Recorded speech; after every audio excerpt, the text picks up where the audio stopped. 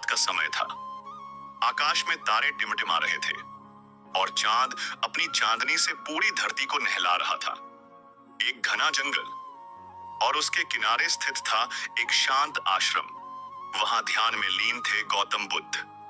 उनका चेहरा शांत था, जैसे वो हर प्रश्न का उत्तर जान चुके हों, हर रहस्य की गहराई में उतर चुके हों।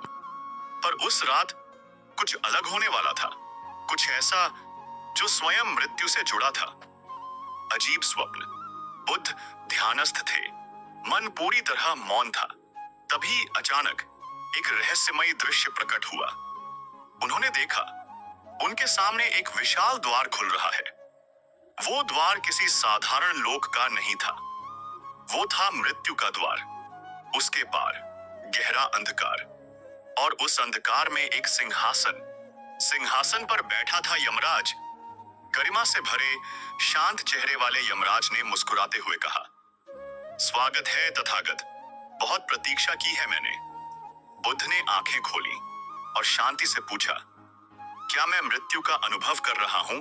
यमराज बोले, नहीं बुद्ध, ये मृत्यु नहीं, ये है मृत्यु का रहस्य, और केवल तुम ही इसे समझ सकते हो। मृत्यु का द्वार। चारों ओर एक अजीब शून्यता थी। ना दिन, ना रात, ना हवा, ना ध्वनि, बस मौन। यमराज बोले, हर इंसान मृत्यु से डरता है, मगर कोई समझना नहीं चाहता। क्या तुम समझना चाहोगे? बुद्ध ने गंभीर होकर उत्तर दिया, मैं जानना चाहता हूं उस सत्य को जो मनुष्य को इस भय से मुक्त कर सके। यमराज ने अपनी भुजाएं फैलाईं और प्रकट हुई एक विशाल पुस्तक। उस पर लिखा था, जीवन और मृत्यु के बीच की कथा। जीवन की डोरी। पुस्तक का पहला पन्ना खुला और दृश्य उभरा। एक मां प्रसव पीड़ा में थी और उसका शिशु जन्म ले रहा था। यमराज बोले, हर जन्म एक रण है, एक शुरुआत है अंत की ओर बढ़ने की यात्रा की। बुद्ध ने पूछा, क्या मृत्यु पहले से तय होती है? यमराज ने गहराई से देखा और कहा, मृत्यु स्थिर है, लेकिन उसका कारण और समय बदलता रहता है, और यह तय करता है कर्म। मृत्यु का कारण। अगला दृश्य आया। एक वृद्ध व्यक्ति अपने अंतिम क्षणों में था। परिवार रो रहा था, लेकिन वृद्ध मुस्कुरा रहा था। बुद्ध चौंके और बोले, वो मुस्कुरा क्यों रहा है जब सब दुखी हैं? यमराज बोले, क्योंकि उसने जीवन को समझा है। उसने भोग नहीं, बोध चुना। मृत्यु उसके लिए अंत नहीं, एक विश्राम है। बुद्ध मौन हो गए, सोच में डूबे। मृत्यु का डर क्यों? बुद्ध ने पूछा। यमराज, लोग मृत्यु से इतना डरते क्यों हैं? यमराज का स्वर गंभीर हो गया, क्योंकि उन्होंने जीवन को सिर्फ भोग समझा है। जिन्हें मोह अधिक होता है, उन्हें मृत्यु सबसे बड़ा भय लगती है। बुद्ध ने आंखें बंद की और धीरे से बोला, अनित्यम, अनित्यम, सर्वम अनित्यम। सब कुछ नश्वर है, सब कुछ परिवर्तनशील है। आत्मा का रहस्य। बुद्ध ने अगला प्रश्न किया, क्या आत्मा भी मर जाती है? यमराज मुस्कुराए, नहीं बुद्ध, आत्मा कभी नहीं मरती। वो तो बस वस्त्र बदलती है। जैसे तुम पुराने वस्त्र छोड़कर नए धारण करते हो, आत्मा भी शरीर त्याग कर आगे बढ़ती है। बुद्ध ने फिर पूछा, क्या आत्मा को मोक्ष मिलता है? यमराज बोले, मिलता है, लेकिन तब जब वो मोह, लोभ और द्वेष से मुक्त हो जाती है। मृत्यु के बाद की यात्रा। अब यमराज जब तक अपने कर्मों से मुक्त ना हो जाए। मृत्यु और शांति। बुद्ध ने धीरे से कहा, तो मृत्यु शत्रु नहीं, एक द्वार है।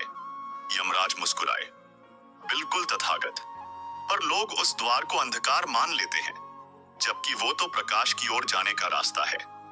बुद्ध ने पूछा, कोई मृत्यु को शांतिपूर्वक कैसे स्वीकार कर सकता है?